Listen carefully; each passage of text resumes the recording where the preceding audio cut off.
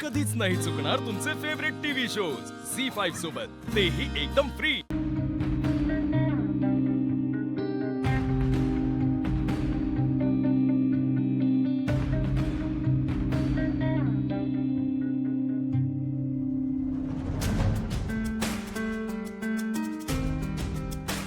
जानू जानू तुझ्या फोनला काय झालंय? लागत का नाहीये? दिवसभर मी फोन ट्राय करतोय but it's saying not reachable. अरे तेच मलाही कळत नाहीये जयंत. अचानक माझ्या फोनचं सकाळी नेटवर्कच गेलं. मी आईला फोन करते, तुला फोन ट्राय करते, कोणालाच फोन लागत नाहीये. मला तर काय करावं काय नाही काहीच कळत नव्हतं. अरे शांत हो, मला दे, मी बघतो.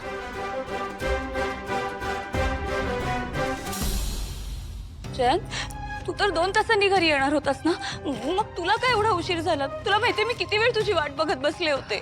जानू ती मीटिंग ना ती वाढतच गेली आणि मला तेच इन्फॉर्म करण्यासाठी तुला फोन करायचा होता बट तुझा फोनच लागत नव्हता. मग मीही पॅनिक झालो की मी आता तुझ्याशी कॉन्टॅक्ट कसा करू. जानू I am sorry, I am really sorry. तुला घरी फोन करायचा असेल ना?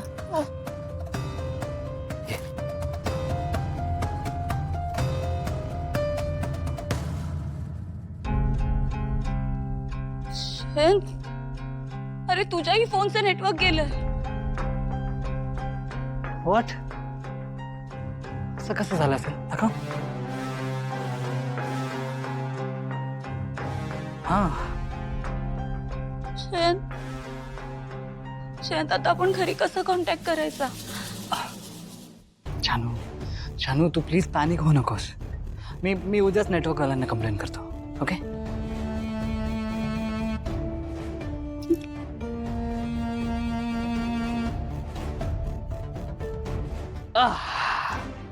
जयंत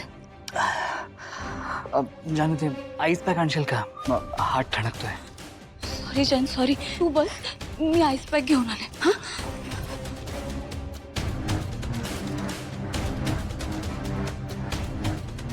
सॉरी जानू, आपल्या दोघांच्या मध्ये येणारी प्रत्येक गोष्ट मी संपून टाकणार आहे, जसं हे नेटवर्क.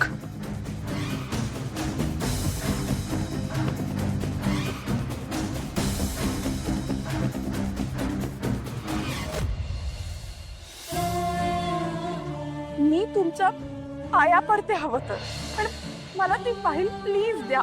मी देईन तुला फाईल, फक्त त्या बदल्यात तुला मला एक गोष्ट द्यावी लागेल. काय? आनंदी.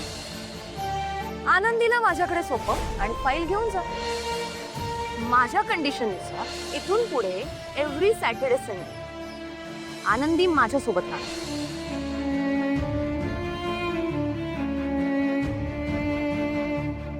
झोपली का?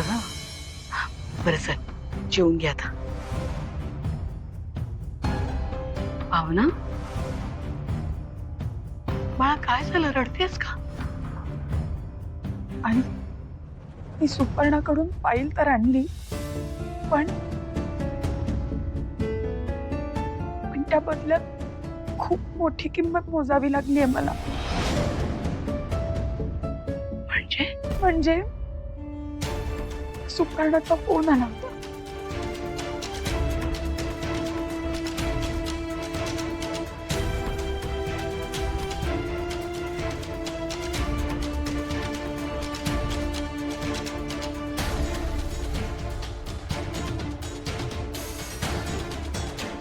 अरे देवा, अगं पण हे कसं काय कबूल केलंस तू?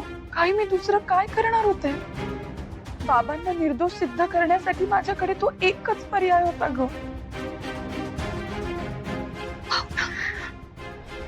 भावना, माफ कर मला.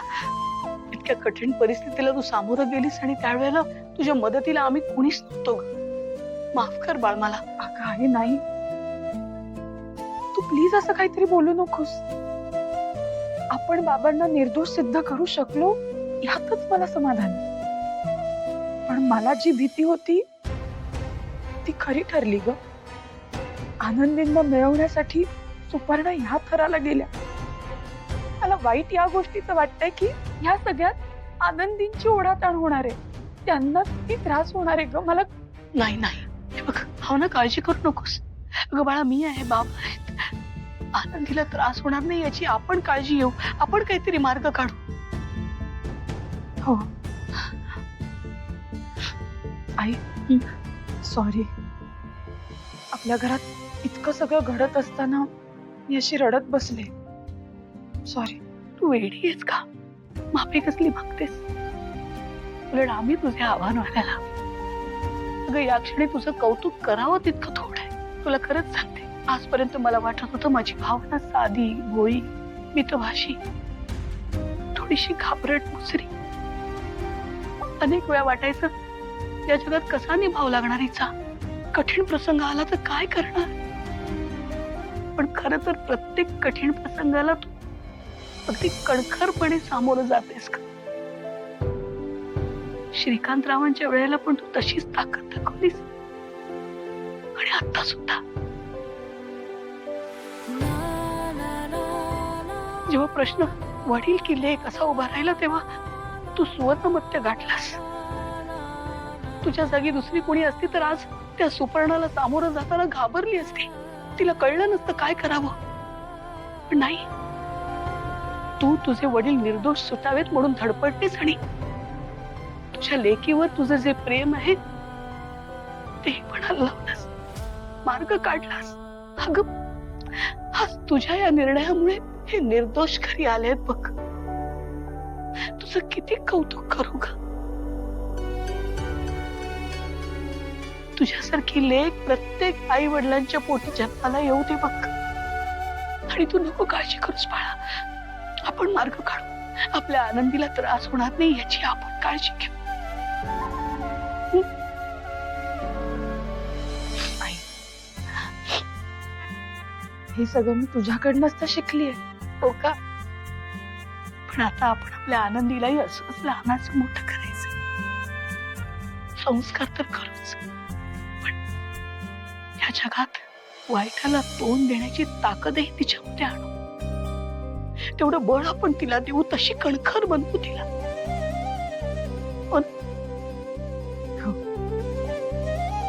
बरं आई तू हे सगळं प्लीज बाबांना आता काही सांगू नकोस. आत्ताच त्यांना डिस्चार्ज मिळालाय. हे सगळं ऐकल्यावर परत त्यांना खूप त्रास होईल ना. प्लीज. माझी आई जणू ग. किती विचार करशील सगळ्यांचा. नाही सांगणार ह्यांना. नको काळजी करू. बरं दमली असशील आणि खूप. आता जाऊन झोप जा. हो का? आता माझी लेक जेवल्याशिवाय मला झोप लागणार आहे का?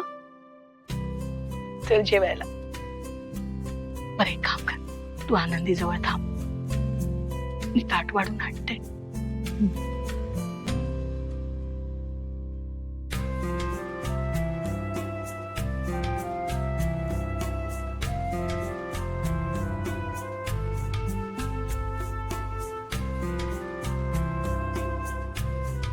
झी5 ॲप डाउनलोड करा आणि पहा सर्व एपिसोड्स एकदम फ्री.